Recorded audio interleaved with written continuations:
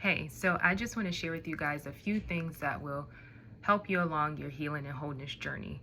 And I've said it before, I'll say it again. Healing and wholeness is a lifelong journey. As long as we're here on this earth, that's what we're that's what we're heading toward, because we are always facing different things. And so we're going to have to heal from those, and we'll come into wholeness.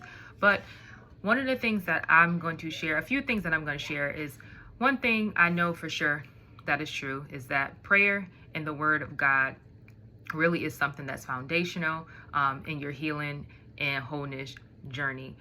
But I'm going to be honest, all the time when your faith is shaken, when your faith is broken, sometimes we're not going to feel like reading the word of God. Sometimes we're not going to feel like praying, but that's when you do it the most, which leads me to the next thing. Community. Community helps you stay accountable in your journey. Community helps whomever you talk to, a trusted friend, therapist, a trusted counselor, a trusted pastor, whomever it is, stay accountable. Get accountability, because it helps you in those times where you just don't feel like it. It helps you in those times, and there's other times that you just gonna have to encourage yourself.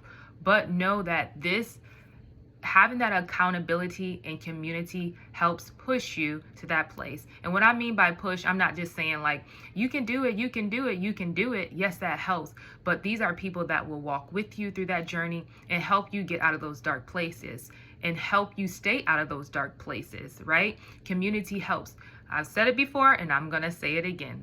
I think that's just my words. I said it before and I'm going to say it again. But we were not created to be alone. Relationships help. They help us thrive. They help us build. They help us stay accountable to one another, and they lift us up. We were meant to have relationships. We were meant to have a companion. Why? Because how do you think we have a relationship with God? Right? It's a relationship. So in those times where you don't feel like it or you're having a real struggle, community. It helps you, lift you up. But prayer and the word of God, it brings deliverance. It really brings wholeness to you in your situation. Another thing is journaling. Journaling helps. And you can have a few different journals. You can have one where you just journal your thoughts and just journal. Just create, doodle, whatever it is. You can do that because that helps healing as well. Another one is that you can have a journal where you journal what you say to God and you journal what he speaks back to you.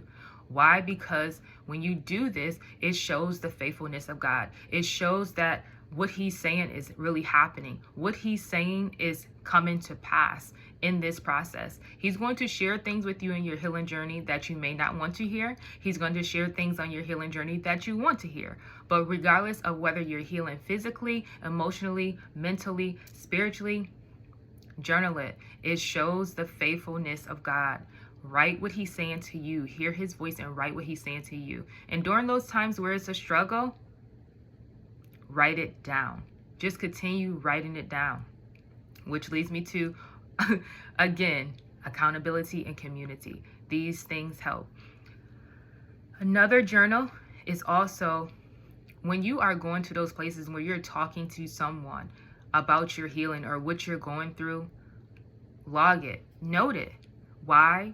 Because you are not only doing this for yourself, you are doing this for generations and the generations to come. I know for me personally, in my healing journeys and the things that I faced in life, I knew specifically that I was not just going through them just because it's Tigeria. No, Tigeria is going through them because of generational things, or the next generation, and the next generation after her, for her children, for her children's children. These are the things that I understand when I battle some things.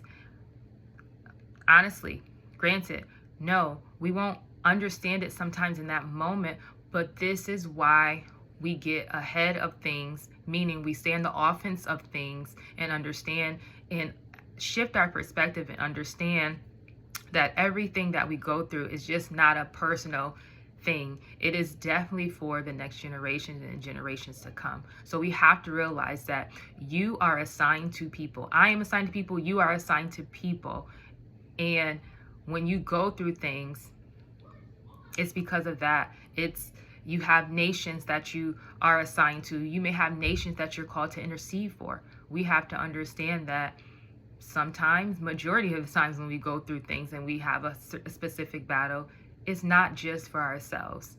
It's not just for ourselves at all, because there is a nation, there's people that need to come into freedom. There's people that have to be released from captivity. There's people that need to be transformed by Christ. And you going through what you're going through and getting through that and letting God pull you through that, it's a help. It's a help for them. It's a help. It gives them hope, and it gives them an understanding like, no, my story may not be the same. God may not heal me the same, but understand that he can do it. So I want you guys to look at those things as you're walking along your healing and wholeness journey, and understand that when God does these things, he wants to bring you to another place of wholeness in your life. Look at these things, understand them, and understand that your perspective can shift and change when you face certain things. But until we meet again or talk again, stay encouraged, okay? Peace.